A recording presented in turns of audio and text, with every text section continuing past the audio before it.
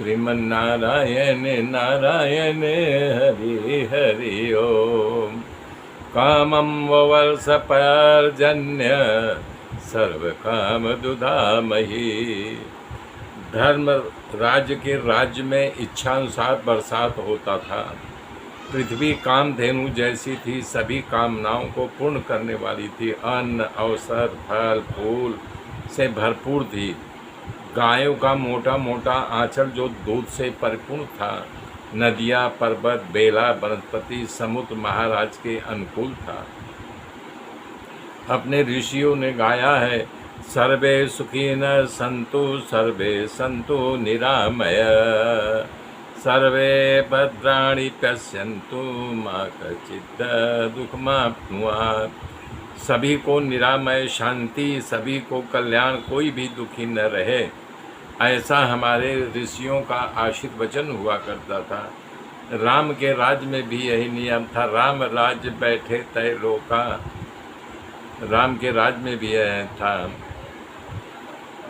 राम राज नहीं काहूँ व्यापा, दैविक दैविक भौतिक तापा, सब नर करहि परस्पर प्रीति, चलहि सुधर्म निज सुतरीति। तब श्री कृष्ण भगवान जो है सुभद्रा के कहने पर रुक गए थे, तो बोले नहीं, मुझे जाना अति आवश्यक है, वहाँ का शासन व्यवस्था को देखना है।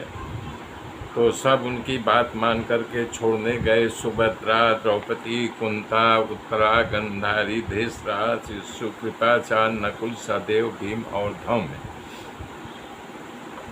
इसके बाद श्री कृष्ण भगवान वहाँ से जब यात्रा करते हैं तो उनके साथ अर्जुन, उद्धव और सात्विकी प्रभु के साथ गए। धर्मराज ने सेना भेजा, उन्हें डर था कि दुश्मन लोग कहीं आक्रमण न कर दें। तो भगवान कुरजंगाल, पंचाल, शूरशेर आदि प्रदेशों से होकर के जमुना के किनारे होते होते कुरुक्षेत्र, मत्स्य, सारस्वत और मरुधन देश पार करके पश्चिम आनर्त देश में आए। शाम को वहीं रुक गए। आनर्त यानी द्वारिका जब पहुँचे तो उन्होंने 5 जन शंख को बजाया। जो खुद आत्मा में संतोषपूर्ण काम है, किसी पदार्थ की आवश्यकता नहीं है, परंतु जैसे कोई सूर्य की पूजा करता है तो एक छोटा सा दिया उठा करके उनको दिखाता करता है, दान करता है भाव से, इसी प्रकार प्रभु को लोगों ने भेंट दिया।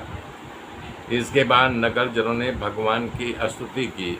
आप ही हमारे देव हो, आप ही हमारे पिता, आप ही हमारे सुहृदु सद्गुरु आराध्य देव हो।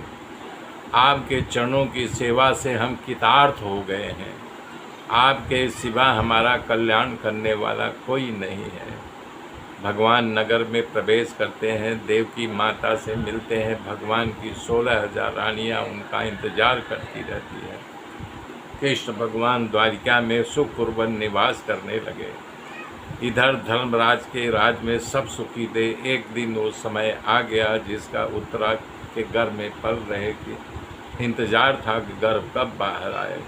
युधिष्ठिर खूब प्रसन्न होते हैं। पुत्र जन्म का समाचार सुनते ही उन्होंने धौम, कृपाचार्य आदि को बुला करके बहुत सा दान दिया। लोग कहते हैं सूतक के समय दान नहीं दिया, लेकिन भागवत में इसका खुलासा है कि जब तक नाल छेदन न हो तब तक दान दिया जा सकता है। तो बालक के जन्म के बाद बालक की नाभि से जो नाल छेदन न हुआ, वहाँ का समय प्रजातीर्थ काल होता है। उस समय का दिया हुआ दान बहुत उत्तम होता है। उस प्रजातीर्थ काल में धर्मराज ने खुद तिल खोल करके दान दिया। फिर ब्राह्मणों से कहा, महाराष्ट्र के आपका वंश वेला रुकने वाला था, पर भगवान